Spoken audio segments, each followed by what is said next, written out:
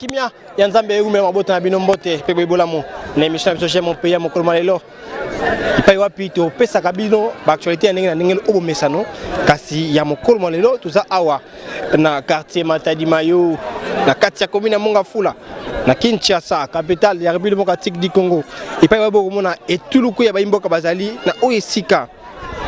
Pourquoi est-ce que bato na oyesika ezali bongo ba activité to milulu milinga maki pona 40e jour ya liwa to après Bokundi il y a fait Mwimba Texas des champions moko ba kati abe moko ya ndundu o ba congolais bazaki na ye o bazaki bongo ko défendre ba albinos o bazaki bongo ko pesa la honneur ya ba albinos ko ça ba albinos valeur na bango pona balongo la complexe to fuchs envers ba race bandeko mususu.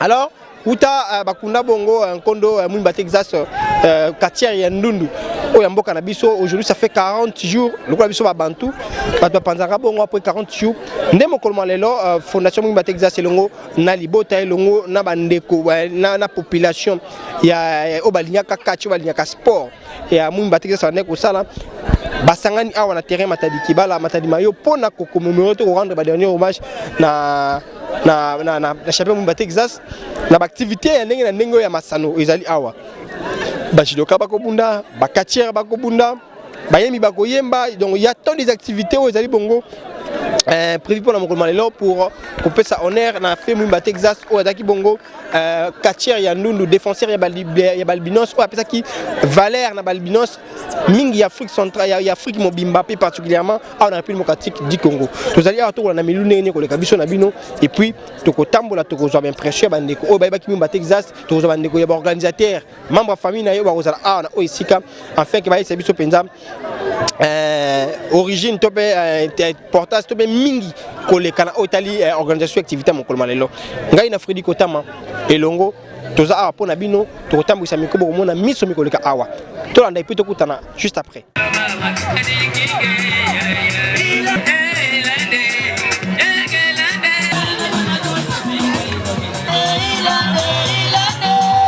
Bonjour papa.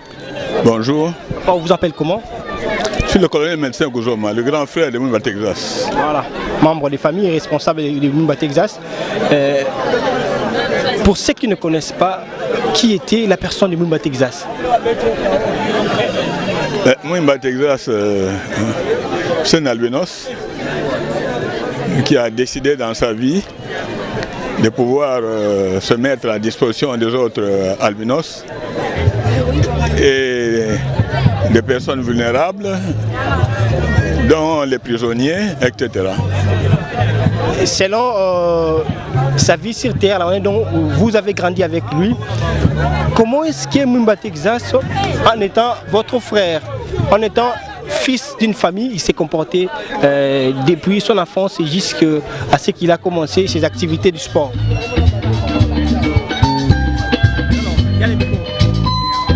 Il s'est comporté de façon correcte. Hein? Il a vécu la vie comme tous les enfants. Sauf que lui, il était albinos. Et vous savez ce que subissent les albinos dans leur environnement. Ils sont humiliés. Et Texas très vite n'a pas supporté cela. Mais c'est quelqu'un qui a étudié également, comme normalement, comme tous les enfants. Et au fur et à mesure qu'il avance, il s'est décidé à lutter très fort pour protéger les albinos, pour que ce que lui il a subi ne puisse pas le faire subir aux autres. C'est ce que je retiens de lui. Et puis après, il s'est mis aussi dans le sport. De catch, de self-service pour qu'il puisse défendre les autres.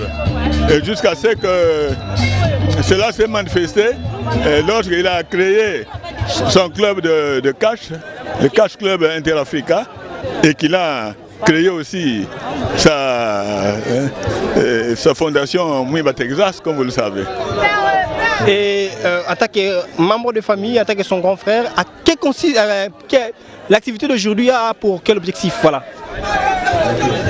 La vérité est que quand j'avais organisé le deuil chez moi, au camp militaire Baladingui,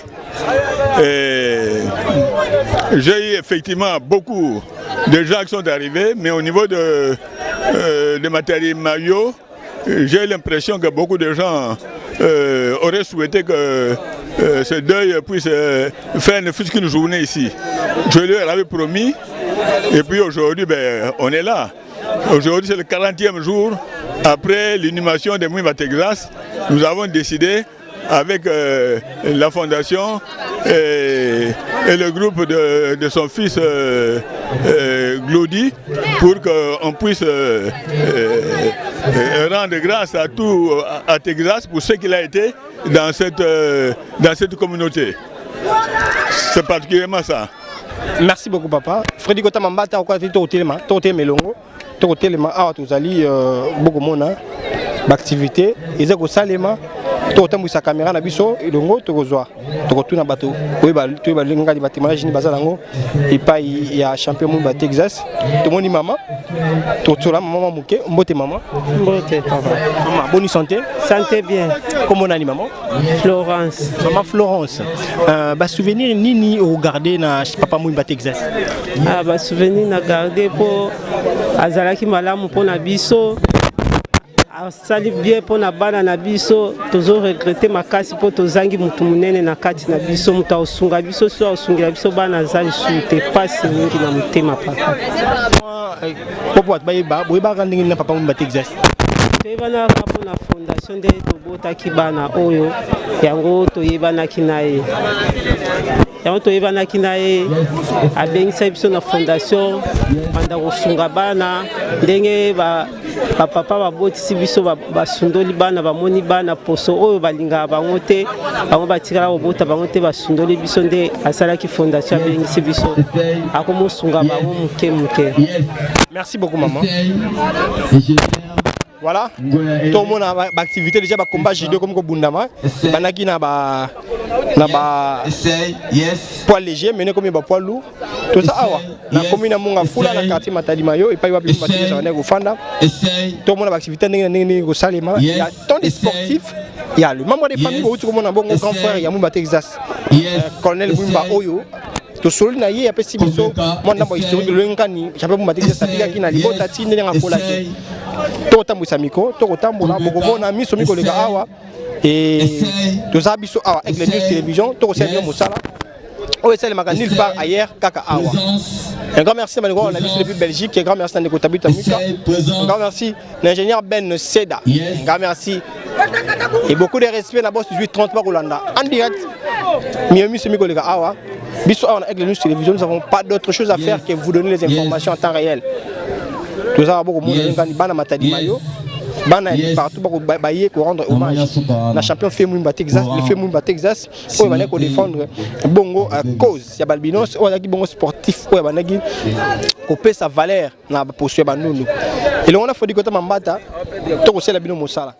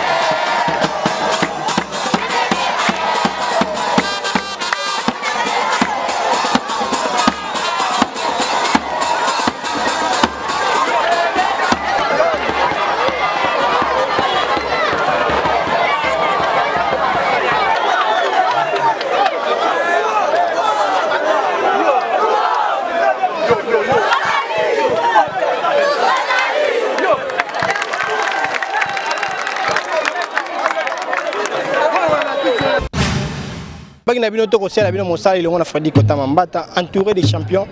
Tu as l'impression que gauche champion. Ouais, Mbote, papa journaliste. Comment on ouais, comme maître Sasson, il y a 4 clubs étoiles. Donc depuis Bumbu. Voilà, maître. Mouimba Texas, Azaki Pinana n'est pas inayo. Donc, pour Nangaï, à part Kindeko, azalaki vraiment idole na ngai. Donc azalaki vraiment idole na ngai à l'époque nazalaki vraiment mwana muke. Donc na bande kotala bango mingi bazalaki ye na lipasa na Shaolin. Wana azali vraiment prof. Donc na pesi mbote sika za vraiment na Belgique, ba mbote ya trop sika Shaolin azali.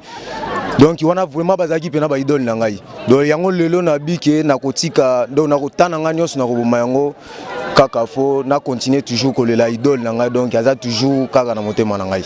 Merci beaucoup. Merci champion beaucoup. Voilà champion Mbote na yo. Ouais Mbote. Comment nani? Kombo nanga champion Shank. Voilà champion Shank. L'autre monde lui non à chère annonce très fâché. Mon champion Mbote exact ça y pena nani pa ina yo. Champion azaki champion azakacher lokolanga kacher.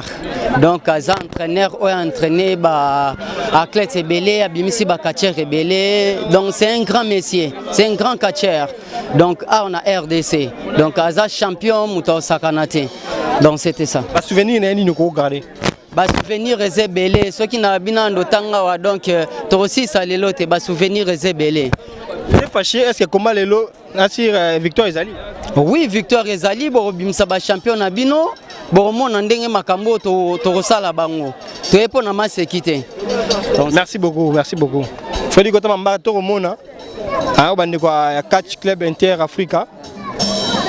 Donc les deux a très fâché. Polo club yo ba polo ba konti bango yeyo.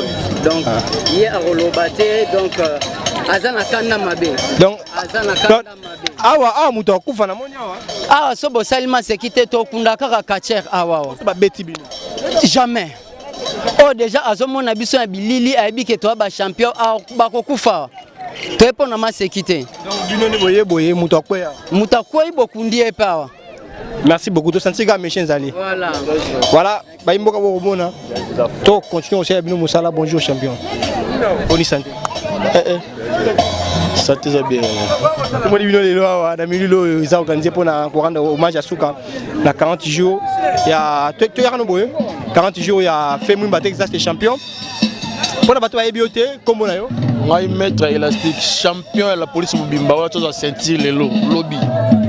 Maître élastique ba souvenir nini sentir bon. Ba souvenir au garder na champion Mouimba Texas. En tout cas ba souvenir c'est belé wa wa ki na matanga ba mona ki événement ça qui ninga le besoin te mais bon mon la terrain. Pour etika implice batu ba resonara toujours Texas. Yebo bunda lelo. Nazo bunda. Est-ce que batu ba sibuto on na champion quoi? Ah. Comment sibuto bazara nango comme ça ça mystique hein. Ngai pena tout cas le kuta mabe. Ce que tu as bêté, c'est le pasteur.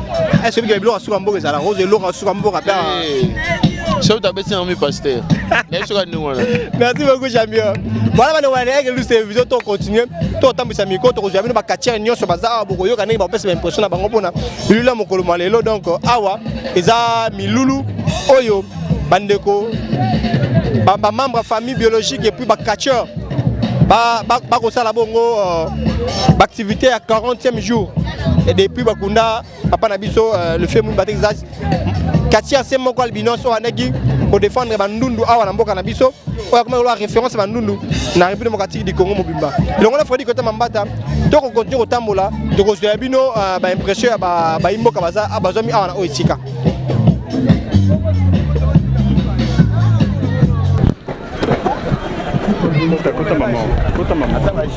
Voilà, tout le monde est champion.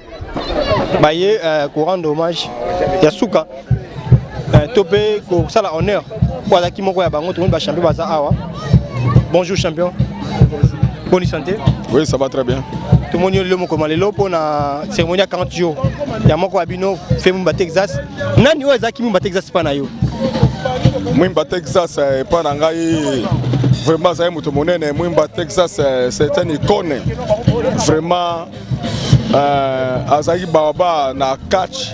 Pour mutu oyo atikala obunda fétiche na catch za Mouimba Texas et pas nanga Azaki papa nanga parce que na bimi na club na yene mutabimi singa ngana za élève ya Mouimba Texas na kata club Inter Africa. Pour bato ba biote kombo. Ngai maître Dragila oyo naza capitaine commissaire principal na la police. Maître Dragila, ba souvenir nini oyo zanango il y a champion Mwimba Texas. Mwimba Texas à l'accent catch. Souvenir à liboso yango ya monene pe yango wana. O etikali na simatoro otanga me o monene ya malonga nde yango wana. Un grand merci beaucoup champion. Nabi kelelo ozana ring. Oui, nazali na ring. Victor Ozana. O to kuta na ye akomona ka biloko Mwimba Texas po lelo nde makambo Texas. Merci beaucoup. Voilà, toi continue folie koto mambata. Bonjour champion. Bonne santé. Ça va. Tout le monde est dans le milieu, il y a 40 jours. Il y a au Pantimatang, il y a fait Mwimba Texas, personnel. Batu ba yebio. Na ba yebio te ba ko kangani ba ko ba ni na hôtel comme la présentation. Bon, non, tu es capable de 40 jours à Mwimba Texas, avec les quartiers, pesa qui go na mboka, pesa qui lengi na mboka. Ngai na super angulu machine rambo mo pepe. Oyo ka machine rambo super angulu mayo, bon, exemple ya Mwimba o ndeto la 40 jours libanda. Tesu ko suki sa makamuna elelo, donc to senga na public te ba mona makamuna bango lelo. Moi mon cousin parce que quelques souvenirs ni rosa nango ya champion Mwimba Texas. Non, ba souvenirs de belé, moni so muta kufi ba mabe na ete. Ba ka bola muna e. Ba souvenirs de belé za ki na père na biso, o biso to betla maboko na catch. Là to ziba gu wana pa na bango, biso pe to bimina makambango. Donc atika ko so na te atika ko ba mabe amutu te kutu ya zo encourager so ka kutu na mabe fa yebisa yo vérité donc avec pe mo apesa biso gu ape biso na elengi ya catch donc ndomona mabe na ete to mona kaka bolam pa na yi donc kutala kutu azu engagement na côté mo be mindele ba ye mais abengisi biso aussi pe ma $1000 mbali bo so na catch $1000 et ça maté champion Nguluma moi question monsieur à curiosité l'engin nous on venir à catch à Congo au tout monde a c'est comme si ça délaissé te mon li catch ba fani ça ngona batu mo boy le président fédération Franck Dion Aziango ce que partout na commune moi tous les communes ba championnat zo ya catch donc biso to bunda na kata ka onkolo dimanche oyo funa zo sisa lelo to za boye mwamba zo bunda lukunga zo bunda na tsango zo bunda zo comprendre donc quand ils ont pena na top na ngoma kamuna ngo neza boye il faut des champions bima na ba tanti tito de Kinshasa dans ba directeur technique na biso to na bango mikolo ka directeur technique Tyson aza directeur technique ya Kisasa. Donc, catch ils sont dans ma caméra, on est dans la qui. Bon, quand même, au moins, on va catch la télévision chaque jeudi, au moins, catch la télévision. Oui, on est penza, imbo kabasanya on mikolebele. Et on toujours quand même au moins catch la télévision. Donc, président Franck Dion, au président fédération, na colonel Chac au vice-président na eba chef na marche. Donc, très direct na marche. Donc, catch ils sont dans ma caméra, on est dans la ka. Mais fiti va vendre là on se que président au bimisango, catch ils sont dans la qui. Champion Nguluma, est-ce qu'elle est là dans la ring? Lelo dans la ring bato ba yebi lelo dans la ring lelo faut mutué longwa public monde na si na somo na osimisango na osimiso mutuwa. Merci beaucoup champion Nguluma. Allez wa bon on a besoin de continuer to zakaka wa to ko zo bien impression ba champion ko ko mona ba oyo bazala na champion Mwimba Texas ba oyo batala ye ba oyo ba ye ba baza ba souvenir na ye to ko so na bango mona mboka mbote no champion. Oui, mbote journaliste. Bonne santé. Kimia. Pour la bateau, tu rappelles pour la combo. Non, DT Tyson, directeur technique à Catch Club Inter Africa où il y a des femmes Mwimba Texas et puis directeur technique à Kin Catch dans la ville à Kinshasa. Donc DT Tyson. Tout le monde est venu mon là, beaucoup de toujours rendre hommage à la femme Mwimba Texas. Azaki benana n'est pas ina yo pe ba souvenir ni yo garder yango pa na yo. Na bandela na binaza directeur technique à Catch Club Inter Africa ou président fondateur Mwimba Texas soit Tikabiso. Alors on a baissé 17 ans, c'est depuis 2003 na Kangama nae. Tout ça ne ba voyage belé, ba souvenir na habité. Son na bandia ngwa wa donc na ma emiso robima. Texas amatsanga jamba la liboso na vie nanga. Tamboli bamboka ebele na ye to bimiti libanda mboka oyo to kena ba tournoi wa bima champion d'Afrique to bunda na esalama na Brazza alors to alaka na 9 pays Afrique donc ba souvenir eze belé ba Congo kutu kolobate ba Kananga ba Lubumbashi ba Mbujimai ba Kikwiti na Matao to ngato kufane kutu na avion mo boye ba o ba benga ba avia wana kina avia wana ba petit porteur na ketu ka isinga dete to zonga na bis isinga dete mo to raté Tozonga na bis, avion va sentiment tozonga na WW donc la tamboline trop donc lui il était plus qu'un grand frère pour moi, mon président donc Et belé donc et belé 17 ans à monter sa facilité. Est-ce que d'été toujours espérer qu'il n'y ait fait matéri sakufi. Mais tout le monde a organisé mingi. Ceux qui m'ont cambié en Azate et Koufaka. Est-ce que le club peut continuer kaka? Vraiment. On a pêché une parole donnée. Le babi surtout au Koufaka tant que toi vivant. Texas Ndazana donc les rois morts vivent les rois parce qu'il nous a tout montré.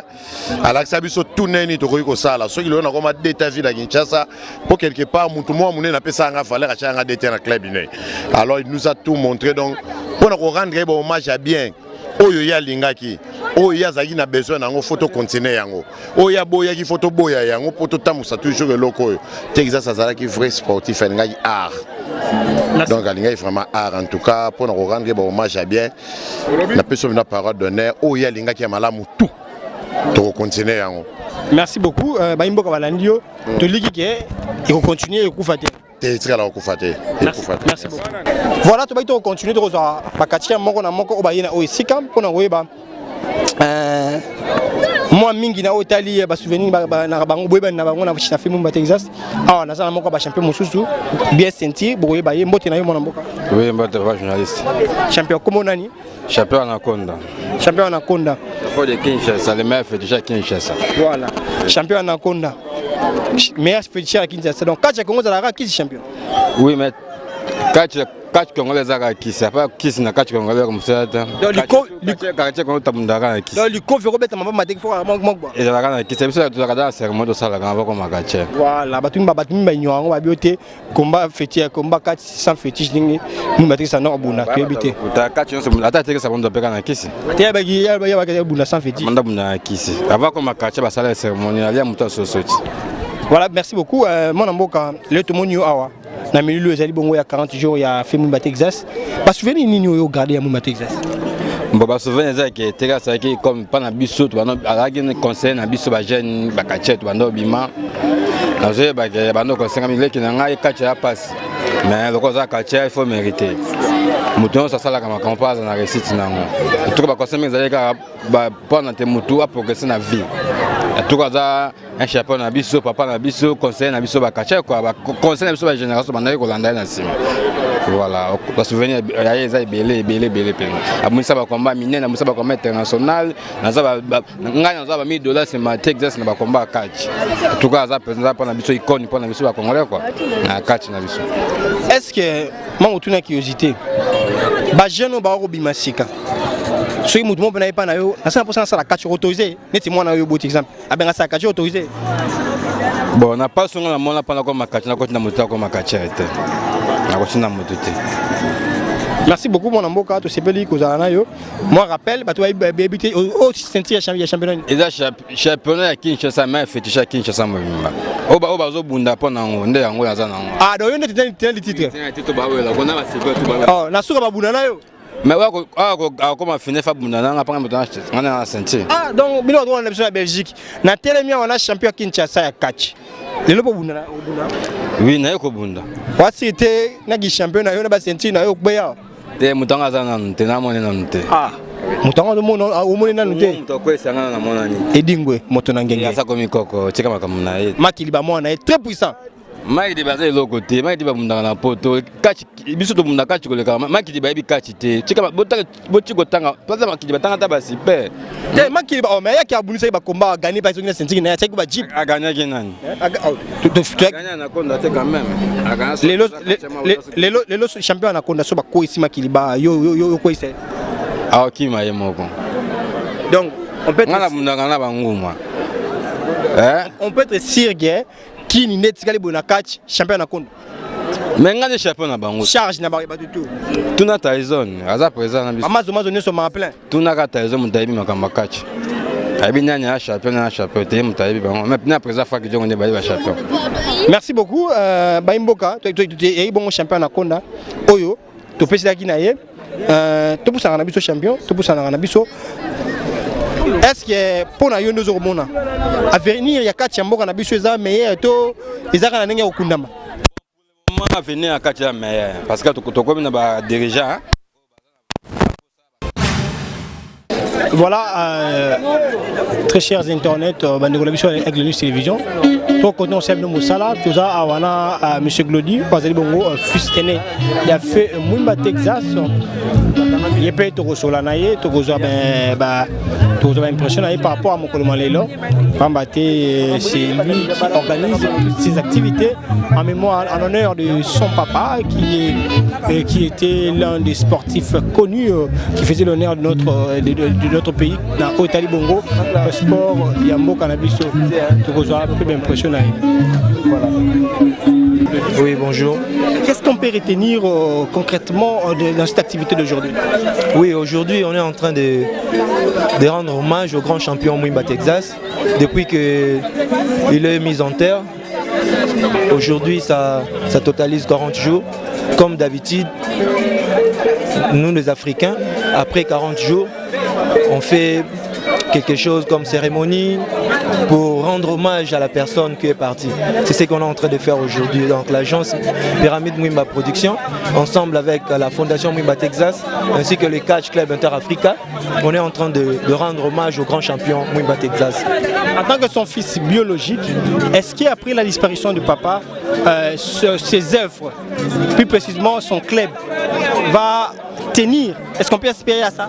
Si, moi j'ai une agence de production, donc de ce côté-là, ne vous inquiétez pas. Donc le Catch Club Inter-Africa va continuer à rayonner, parce que nous on est là. En tant que manager, donc je n'ai pas envie de dire beaucoup de choses ici, hein. J'aime bien faire que de parler. Papa s'est donné plus aux valeurs et tout ce qui touchait aux albinos.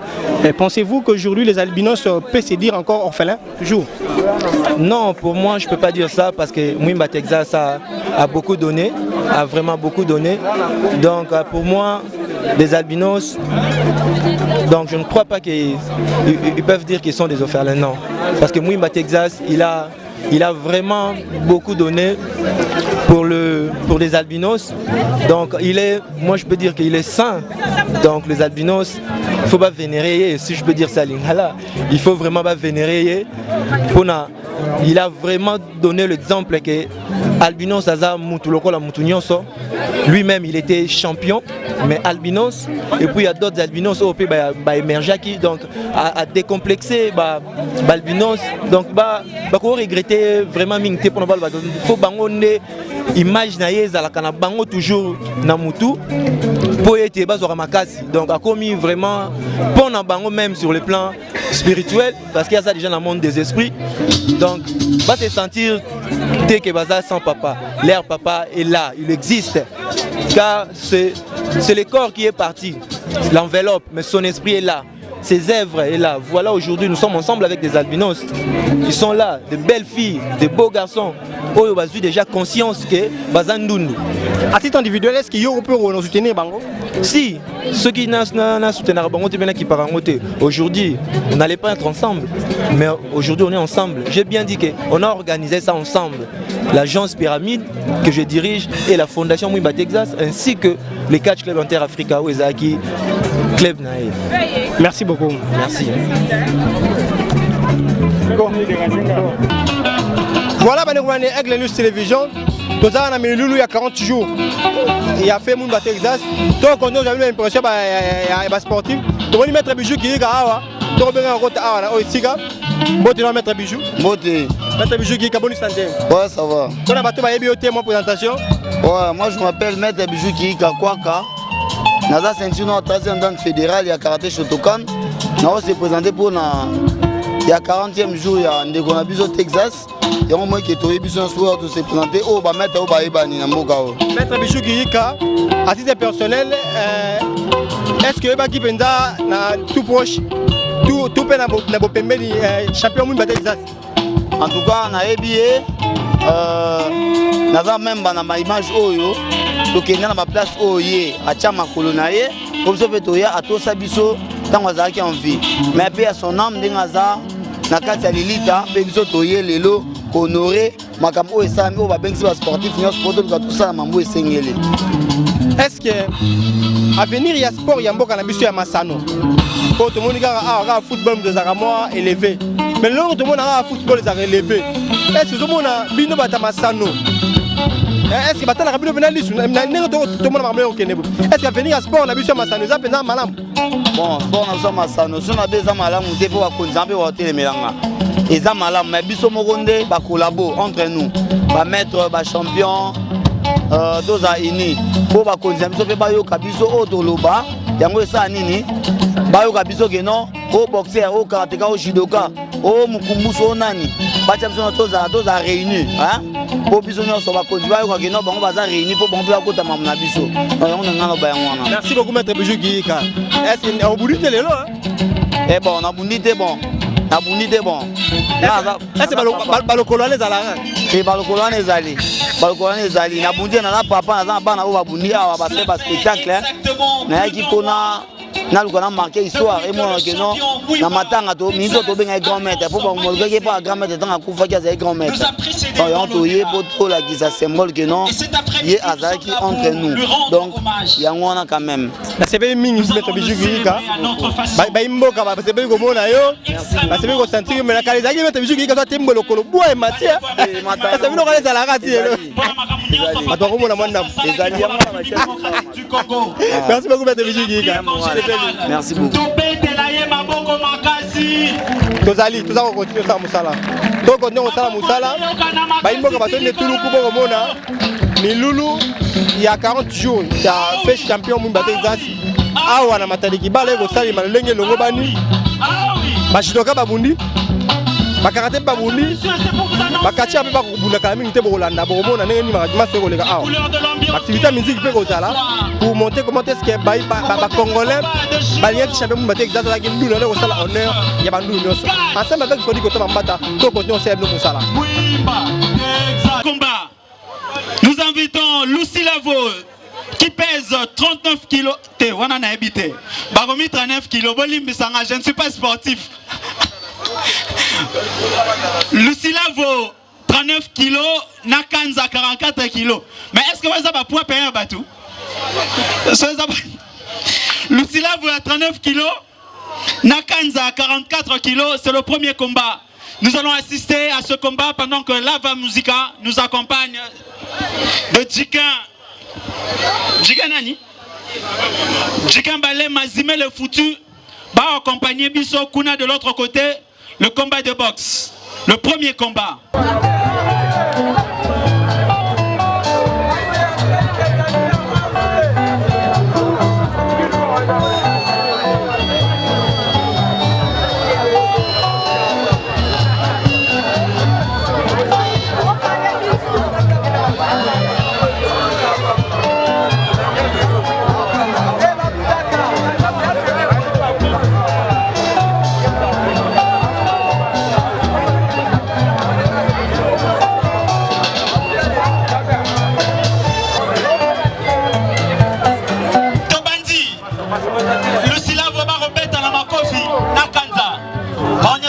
Léger 39 44 par eux à Simbi. Avant les gars. Avant les gars. Avant musique.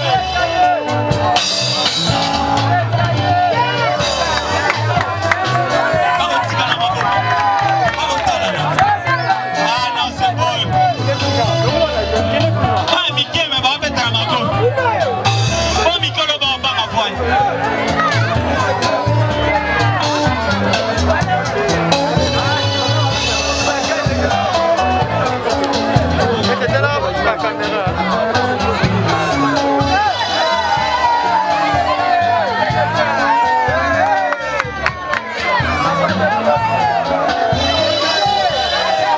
Le combat commence à devenir chaud.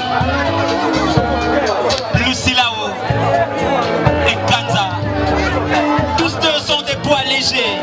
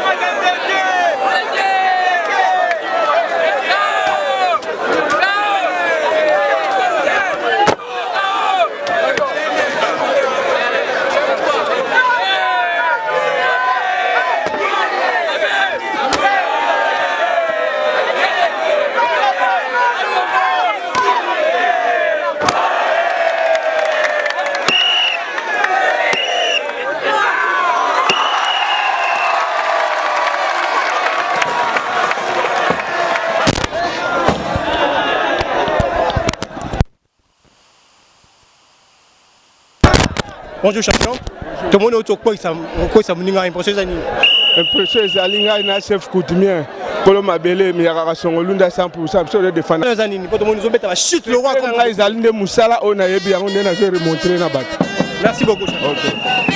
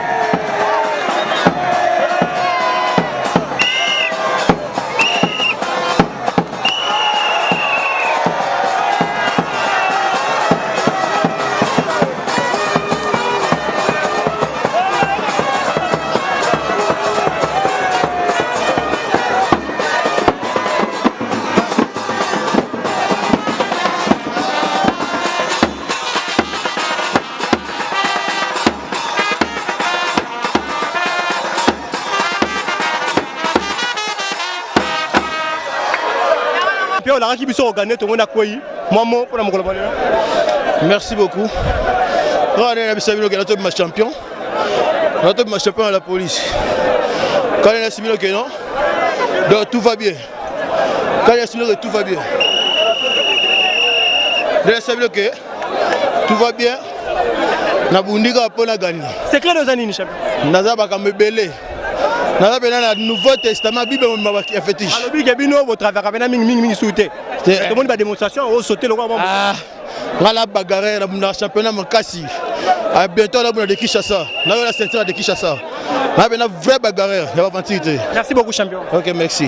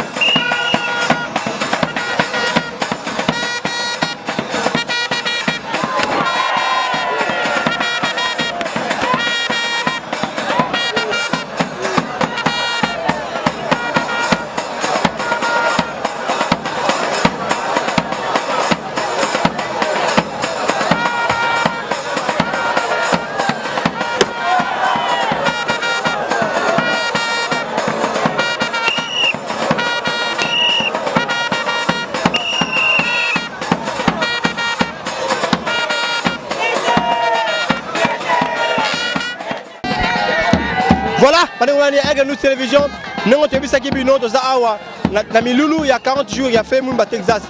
Tout le monde va catcher un débat, on a si malanga beaucoup monde, tout le monde va boxer un débat, on a qui, Bashidoka et le monde va na ambiance qui a la fédération de catch va organiser qui. Tout ça après conseil Moussala, nous voici à la fin totalement de cette activité d'aujourd'hui. Un grand merci à Ndeko Ndizou, on a besoin de partout.